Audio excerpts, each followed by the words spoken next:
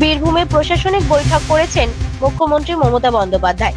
সেই বৈঠকের পর সাংবাদিকদের মুখোমুখি হয়ে ফের রাজ্যের বন্যা পরিস্থিতির জন্য ডিভিসিকে দোষারোপ করেছেন তিনি। একই সঙ্গে জানিয়েছেন বন্যার মৃতদের পরিবারকে আর্থিক ক্ষতিপূরণ দেবে রাজ্য সরকার।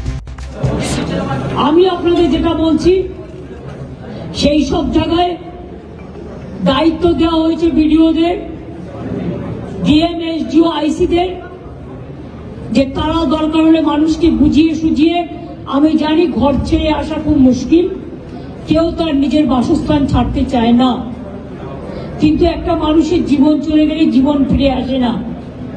বাসস্থান হয়তো ফিরে পাওয়া যায়, কিন্তু জলে ভেজা কর্দমাক্ত অবস্থায় অনেক কিছু তাদের নষ্টও হয়। এই অবস্থায় আমরা এমএলএদেরও বলেছি, আমরাও গুরুত্ব দিতে বলেছি, বন্যার জল চলে গেলে প্রথম কাজ হচ্ছে বর্ধমান, বাঁকুড়া, বীরভূম, হুগলি, হাওড়া, নদিয়া থেকে শুরু করে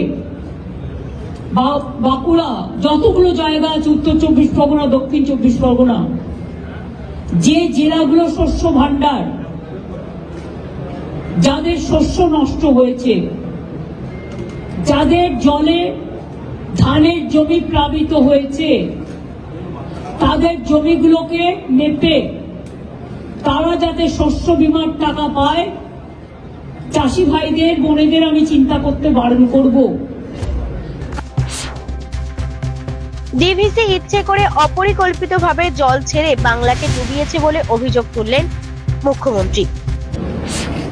Ganga action plan, ফ্ল্যাড control, DVC তিনটেই কেন্দ্রীয় সরকারের আমলে, মানে অন্তরে, মানে ওদের অধীনে, কিন্তু আজ পর্যন্ত কোনো কাজ তারা না করার ফলে লক্ষ লক্ষ মানুষের ঘর ডুবে যাচ্ছে, কৃষিক্ষেত্র ডুবে যাচ্ছে, শস্য ক্ষেত্রে ডুবে যাচ্ছে। ইলেকশনে যে টাকাটা আমরা খরচ করি, আমি সব রাজনৈতিক দলকে বলবো, বড় বড় বিল্ডিং বানিয়ে, নিজেদের মূর্তি বানিয়ে যে টাকাটা আপনারা খরচ করেন, দয়া করে কেন্দ্রীয় সরকার তার 1/4 যদি আমরা পাই, আমরা Ganga action plan, flood control সিচুয়েশনটা আরো ভালো করে করতে পারি। আমাদের সব আগে থেকেও খবরই রাখতো না, এখন তো আমরা মনিটরিং করি 24x7। সব ছুটি বাতিল করা হয়েছে, কারণ একটাই, রাত জেগে সরকারি কর্মচারী হোক, পুলিশ হোক, আমাদের দলের স্বেচ্ছাসেবকরা হোক, তারা পাহারা দিচ্ছেন।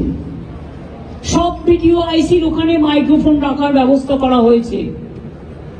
সমস্ত রিলিফ ক্যাম্প বিভিন্ন জায়গায়, আশেপাশে যদি জল জমে সেখানে তুলে আনার জন্য বলা হয়েছে রিলিফ শেল্টার।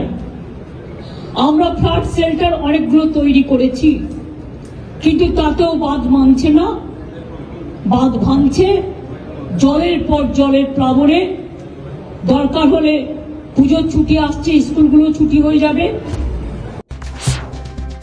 এই সংঘাতের পরিস্থিতির মধ্যেই দামোদর ভ্যালি জলধারা নিয়ন্ত্রণ কমিটি থেকে পদত্যাগ করেন বাংলার 2 প্রতিনিধি।